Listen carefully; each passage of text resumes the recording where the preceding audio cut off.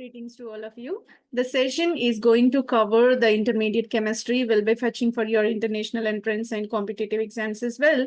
India is conducting JEE Advanced, and JEE means examination all across India to get the admission into IIT and NIT stream. A NEET exam will be conducted to get the admission into the medical entrance across the India. Telangana and Andhra Pradesh government are conducting the MCET examination for the admission into BTech stream. In addition, government organizations are conducting competitive exams where general studies common question paper is available. In that, general science content is there. The kind of session what we are discussing is fetching for that general science in the general studies question paper. Let's enter into our today's session.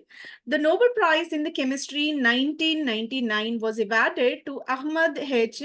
Zavail for his studies of transition states of chemical reactions using femtosecond spectroscopy. It is the analytical tool where so this kind of spectroscopy is used for the studies, transition state of the chemical reactions, how these transition states are possible that are identified, analyzed by means of this femtosecond spectroscopy. For that, it is esteemed recognition in the year 99 for the contribution in the field of chemistry got accorded with the Nobel Prize. Let's see, he is the Ahmad H. Zavail. He contributed alone for this to 1999 Nobel Prize in the field of chemistry. A brief info regarding the scientist. The Royal Swedish Academy of the Sciences has awarded the 1999 Nobel Prize in the field of chemistry to the Professor Ahmad H. Zavail, California Institute of Technology, Pasadena, United States of America, for showing that it is possible with the rapid laser technique to see how atoms in the molecule move during the chemical reaction, right? So here, laser technique, rapid laser technique is applied. Whenever rapid laser technique is applied on the molecules, how these molecules are about to move during the chemical reaction, that analysis was carried by the scientist, so that it was accredited by the Nobel Prize in the year 99 in the field of chemistry. The Academy citation for his studies of the transition states of the chemical reactions using femtosecond spectroscopy. Academy citation is also provided for this one. Here, development of femtochemistry is rewarded. Femtochemistry is the analytical tool in the field of spectroscopy, so that applied for the live process, so that it is rewarded. What would be the football match in the TV without slow motion, revealing afterwards the movement of players and the ball when the goal is scored? Chemical reactions are similar case. Chemist eagerness to be able to follow the chemical reactions in the greatest detail has prompted increasingly advanced technology. This year's laureate in the chemistry, Ahmad H. Zavail, has studied atoms and molecules in a slow motion during reaction and seen what actually happens when chemical bonds break and new ones are created. Right. So here, as we already aware that whenever match is going on, football match is going on the television, slow motion is most required because we have to analyze, we have to identify when the goal is going to be completed, and that match clear analysis is possible under slow motion condition. In a similar manner, he also applied the same technique over this analysis process, or Ahmad H. Zavail, where advanced technology got introduced in the chemical reactions. What way the movement of molecules are possible in the chemistry by slowing their motion, so that we can analyze in what way they are moving. So that is applied. Whatever we are applying the slow motion in the television, same is applied for the live or this kind of analysis process as well. Zavail's technique uses what may be described as the world's fastest camera. World fastest camera is able to capture the pictures, right? So the fast moving pictures also can be captured with a very convenience. This user uses laser flashes of such a short duration that we are down to the time scale on which the reaction actually happened.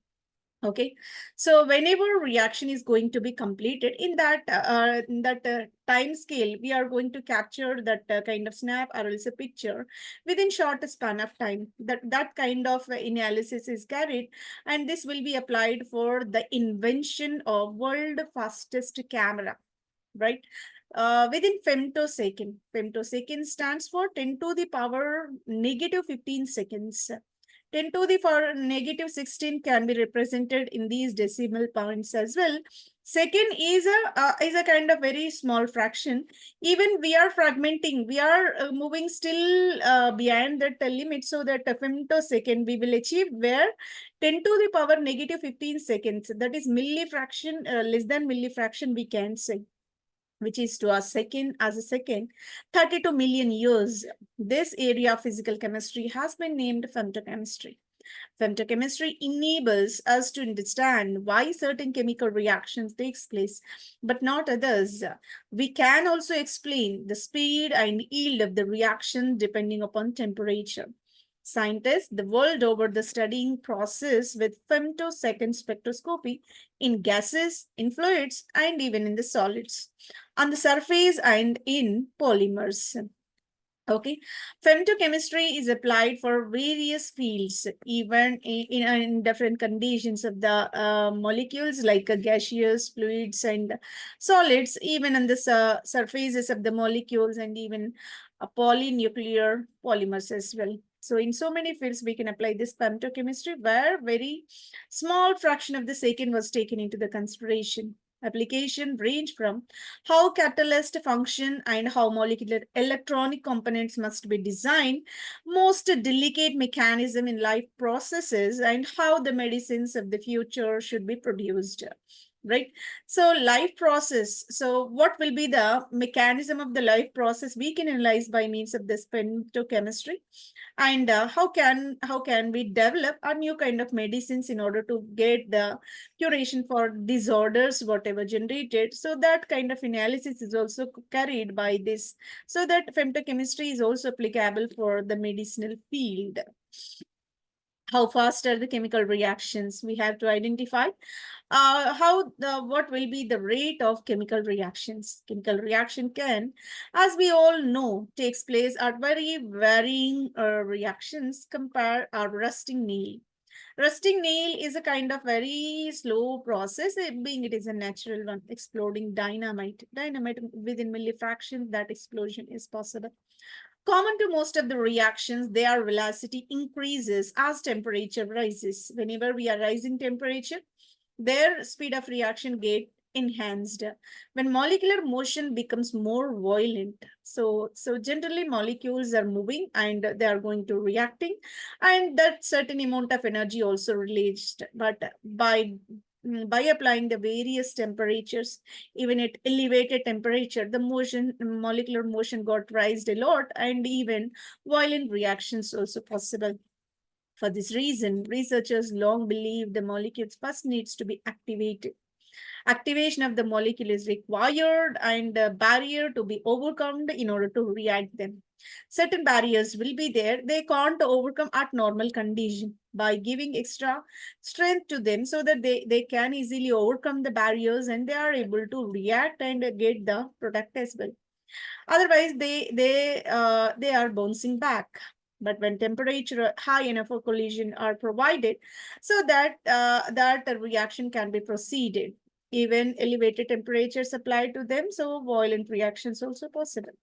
Once a molecule has been given a sufficiently strong enough energy, temperature reaction incredibly getting faster, and whereupon chemical bonds break and new bond formation is possible. This also possible reactions appear to be slow. The difference is only temperature case occurs more seldom in the slow reaction when compared to the faster one. The barrier is determined by the forces hold atoms together. In the molecule, roughly like a gravitational barrier, moon rocket from Earth must surmount before it is captured by the moon's force speed. But until very recently, little was known about the molecule's path over the barriers and what molecules really looks like when it is exactly the top in the transition state. So here, this is the way we are going to understand the chemical reactions, their velocity. By this, we concluded this session where femtosecond spectroscopy is applied for analyzing the transition states of the chemical reactions, which was accorded with the prestigious Nobel Prize in the field of chemistry in the year 1999. Move on to second question, which is collected from the Cambridge Assessment International Litigation. Aqueous chlorine react with the aqueous potassium iodide. Whenever chlorine reacted with potassium iodide, there are the products like potassium chloride called KCl and iodine will be originated. The complete chemical equation for this reaction to be demonstrated. In order to complete the reaction, being we are taking chlorine of diatomic, so the two chlorines are required to be generated. So let me put two coefficient over there. In order to get 2 KCl, 2 chlorines also required, so that we have to put 2 coefficient for potassium iodide as well, so that iodide ions, whichever getting back, whichever releasing over there, that combine to give iodine as a molecule. So this is the way chlorine combined with 2 moles of potassium iodide giving 2 moles of KCl and 1 mole of iodine. This is the way we can write the balanced equation for this question number 2. Let's go with the question number 3, which is collected from the JEE Advanced 2015 paper 1 question paper conducted by the National Testing Agency. Compound that on hydrogenation produce optically inactive compound is. Here, multiple options are provided. B and D are expected to give the optically inactive. The condition for optical activity, presence of chiral carbon is very essential. So chiral center is present, that is indicated with the star asterisk mark. So chiral center when present, then symmetry elements are absent. Symmetry element should be absent in the given molecule, so that we have to predict which molecule is able to give such a kind of optically active compound by the process of hydrogenation. Simply, wherever hydrogenation carried there, the double bond becomes saturated and that will be turned into a alkyl or a single bonded carbon-carbon chain. So that let me reduce, that means let me add hydrogen to all 4 organic molecules and we will check up how the molecules are able to give asymmetric carbon or else symmetric carbon. That is the way we are going to analyze. First of all, option A was taken. Option A, we are having the chain length of 1, 2, 3, 4, 5. 5 carbon chain length with the bromo. Substitution is the back end with the dotted line bond, and here you can find the double bond over there. Hydrogen when added, simply double bond got saturated and entire molecule is represented as CH3Br, CH2, CH2, CH3. So the molecule is having chiral carbon at this second point. Second carbon is composed by 4 different functional groups around that, so that we can say chiral carbon is there. Whenever chiral carbon is there, obviously the molecule is said to be optically active.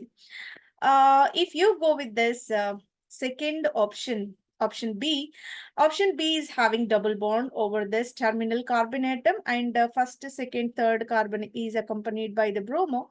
Whenever hydrogenation got carried, double bond got reduced in such a manner so that we will get the hydrogen bromo are 2 different functional groups only, but if you compare this side ethyl is there, this side ethyl is there, so that ethyl not giving rise to the chiral carbon atom, rather it is the achiral molecule is exhibiting symmetry, so that we can't say this is optically active. So optically inactive molecule is originated. Go with option C, where you can find double bond over there, and again it is the kind of 4 carbon chain with the side chain of methylene, and here bromo is there. Hydrogenation carried in between this carbon-carbon double bond, so that it will be saturated like this. And whenever you observe, so this carbon is said to be chiral because one side hydrogen, one side bromo, one side methyl. In either side, isopropyl is originated, so that chirally, optically active carbon due to the chiral carbon atom. So that we can say it is optically active. And move on to last option where you can notice carbon-carbon double bond, bromo, hydrogen, and CH3 is there in this terminal. Whenever double bond got added with hydrogen, we will get a carbon-carbon single bond. This kind of molecule, if you observe one side ethyl and other side also ethyl, so that this is a chiral. A chiral molecule is not able to give the optical activity. Hence, we can denote it as optically inactive molecule. That is clearly explained over there. The compound 3-bromo-pentavanene, option B and D, both are giving hydrogenation produced optically inactive compounds 3-bromo-pentane, whereas compound A and C hydrogenation produce optically active compounds. So that A, C are optically active, B, D are optically inactive. For question 3, B and D are the correct answers. Go with the question number 4. The major product of the following reaction is the question collected from 2015 JEE Advanced. Paper 1 question conducted by the National Testing Agency. Here we have a cyclohexane ring with a double bonded carbonyl group over there, and a long chain alkyl with another carbonyl group is there. The molecule is supposed to be treated with potassium hydroxide and water at one condition, H plus and heat at another condition. Whenever these reagents are applied on this organic carbonyl molecule, so that the expected product is cyclic one. Whenever that ring-sized molecule is generated, so there are two 6-membered and two 4-membered rings are originated. Obviously, we have to look upon 6-membered rings over 4-membered, being 4-membered are highly sterically strained. So that let me cancel out option C and option D from our list. Only the provision for A and B. Among A and B, in general sense, you can observe here, double bond is there, here double bond O is there. Both the double bond and double bond O are in conjugation. Always, in comparison to the non-conjugated, conjugated might be stable. That's the reason why the provision to get, by this only we are not supposed to confirm, we have to go with the sequential mechanism. But in general sense, we have to observe the stability. Any reaction tends to give the final product with a higher stability. That's the reason why here the molecule, reactant, whatever we are taking, there are two provisions we have, no? Among two provisions, A is the most stable one. This may be possible. We are having some kind of a thing, some kind of idea about this one. This may be possible to get the correct answer. Okay, so in order to get this, we have to go with the sequential mechanism of the reaction. In order to get the reaction, we are taking this alicyclic ring with the double bond O, and here also in either double bond O is there. On treating with potassium hydroxide and water, we can say aqueous potassium hydroxide. Whenever aqueous potassium hydroxide is treated, the provision to get the carbene ion, because these two carbons, we have two provisions. Here one carbon is there, here one carbon. Both are called active methylene carbons. Any carbon adjacent to the electron carbonyl group is said to be active methylene carbon, having more provision to release H plus ion. Active methylene having more provision to release H plus, because whenever H plus lost, there is a simultaneous conjugation so that the intermediate formed will be stabilized. That's the reason why we have two provisions. But if this is the carbon is getting carbene ion, so that you can cyclize over there, we will get only the provision for 1, 2, 3, 4, 4-membered ring. Just now we assumed that in comparison to the 6-membered, 4-membered is highly sterically strained, that will not withstand. So that, that there is no provision to get that kind of product. And move on to another option where you can find this carbon. So that under basic conditions, this carbon is used to release the H plus and the carbene will be generated, which is resonance stabilized by this carbonyl. right? This carbene now attached to the carbonylic carbon atom, simultaneous bond, pi bond polarization towards the oxygen. Whenever this is the bond generated, we can cyclize the molecule in this manner. Cyclization giving rise to the O minus oxide. And within the reaction they provided, in the step 2, they provided with H plus and heat. Let me apply H plus over there so that oxide will be protonated. We will get hydroxy. But this hydroxy upon heating will not be stable. Rather, it will immediately loses water and giving rise to the either this side a double bond might be generated, this side. Both the provisions we have, but only the thing we have to go with conjugation. Conjugation give the exceptional high stability over non-conjugated system. Ultimately, product must be stable. That to be taken into the consideration, so that we will go with this alpha beta unsaturated carbonyl compound, which is called a conjugated carbonyl. Conjugated ketone is more stable. That is expected in option A. For question 4, option A will be the correct answer. Let's go with the question number 5. This is collected from Telangana MSET entrance examination conducted in the year 2020. What is the equivalent weight of CaMnO4 in acidic medium? Potassium permanganate under acidic conditions, what will be the equivalent weight? So, in order to calculate the equivalent weight, we have 4 different formulas. For acids, it will be different. For bases, it will be different. For redox reactions, it will be different. For salts, it will be different. This is the way 4 different possibilities we have. If we are taking acids, it's what we can say H plus releasing tendency taken as the valency. In case of base, how many OH minus released taken into the consideration. In case of salt, charge on the cation or anion taken into the consideration. In this redox reaction, CaMnO4 will participate in redox reaction, right? Whenever redox reaction is carried, the thing we have to follow is change in the oxidation state. And CaMnO4 react in acidic medium one different way, basic medium another way, neutral medium way. So 3 possibilities we have for CaMnO4 alone. So here our consideration purely upon acidic medium only, right? So here molecular weight of CaMnO4 is accorded as 158 grams. Molecular weight is nothing but sum of atomic weights. Equivalent weight is equal to molecular weight by valency to be taken. So that we will go with equivalent weight, molecular weight by valency to calculate equivalent weight. Okay. ఆమ్లయానకంలో CaMnO4 యొక్క తుల్య భారము ఎంత? CaMnO4 యొక్క అనుభారము 158 గ్రాములు. So, this question to be answered by taking the formula of equivalent weight. This is the fundamental question in the analytical chemistry. All right. So, the expected answer is 31.6 grams. Let's see how can we achieve this one. First of all, we have to know the chemical equation, balanced chemical equation for CaMnO4 under acidic conditions. Redox reaction to be written, then only we can go with how the oxidation state got changed over. The reaction in acidic medium is proceeded as follows. CaMnO4 can be written as MnO4 minus as well. H plus, if you are taking sulfuric acid, 8 H plus can be liberated over there. And 5 electrons got consumed. Whenever it is consuming 5 electrons, MnO4 minus got turned into Mn plus 2. Whenever MnO4 minus turned into Mn plus 2, and there is a release of 4 moles of water.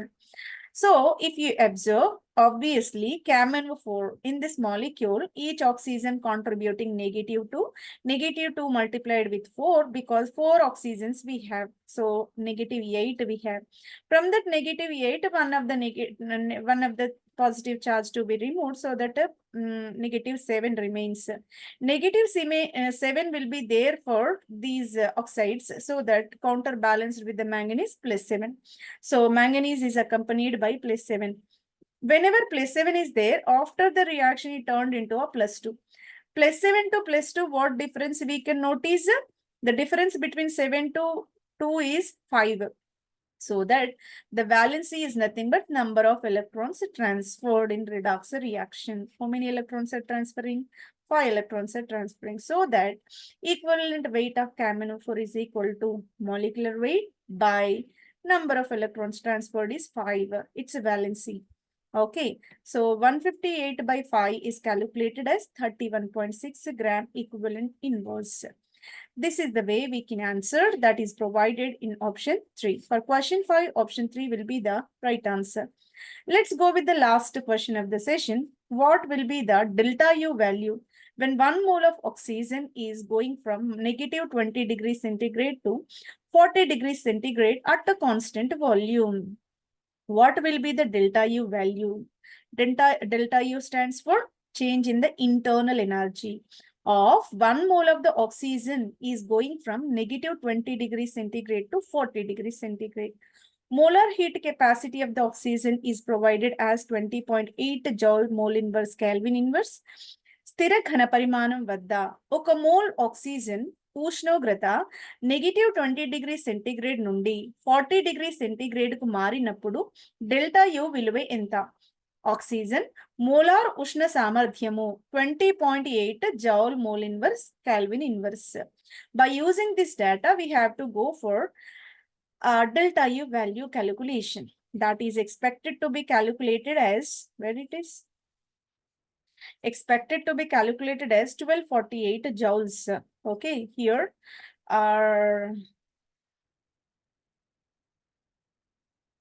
delta U value is measured in joules. Okay, internal energy units are joules. Okay, so for question 6, option 4 is the answer. We have to check how can we get this. We have to go to solve the problem. Given molar heat capacity of the oxygen, that is 20.8 joule mole inverse Kelvin inverse. This data we already got it. The formula will be Q is equal to NC delta T. Q denotes what? Value of delta U in joules. Okay, delta U is nothing but change in the internal energy. The change in the internal energy simply quoted as Q. And N is called the number of moles. How many moles are participating? What they said, 1 mole of oxygen they mentioned, so that we have to put N is equal to 1. C is called heat capacity. Heat capacity value is also known to you. Then delta T is nothing but temperature. The temperature is also provided -20 to 40 degrees centigrade. Delta T to be calculated as delta T is the difference in the temperature. Initial temperature is -20. It shifted to +40. Okay. So -20 to +40, that will be 60 degrees centigrade. Then let me substitute all the values in Q is equal to NC delta T. N is equal to 1. C value. C is nothing but heat capacity that is provided as 20.8. Okay, then delta T value just now we calculated as 60 degrees centigrade. So multiply 20.8 with 60 so that we will get the value 1248 joules. So change in the internal energy for 1 mole of the oxygen, it is given as 1248 joules. That is provided in the option number 4. By this, we entirely completed the session covering various dimensions of the chemistry, organic, inorganic, polymer chemistry, physical chemistry. Different domains of the chemistry got covered over, and various repeated questions are covered from the previous year examination question papers, and authentic websites got observed in order to collect the information, so that I will assure that the information is more helpful, and I'm requesting you to like the channel. And in order to comment, we have a question for this session. In order to comment, the question for the session will be, whenever you go with equivalent value. Whenever you go with equivalent value, can you compare the equivalent weight and molecular weight of sodium hydroxide, magnesium hydroxide, aluminum hydroxide? Let me repeat the question. It is very fundamental. You can compare molecular weight and equivalent weight of sodium hydroxide, magnesium hydroxide, aluminum hydroxide. These can be posted in the comment box for the session, and share with the aspirants who are more serious about the examinations, and subscribe the channel. Definitely we will go with new content in the near future. Thank you very much, all of you, for your patient listening.